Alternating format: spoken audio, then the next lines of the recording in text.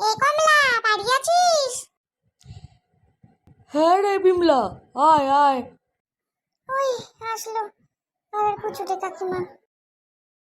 এই জানিস, ওই বাড়ির মেয়েটা না ফেল করেছে।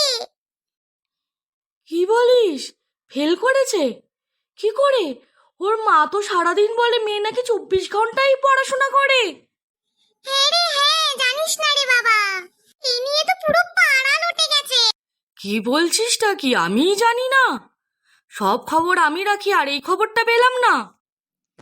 তা কাকিমা, বলছিলাম শুনলাম নাকি তোমার ছেলে সোনু 3rd ডিভিশনে পাশ করেছে। তাই নাকি রে বিমলা? তোর ছেলে 3rd ডিভিশনে পাশ করেছে? কি বলছিস?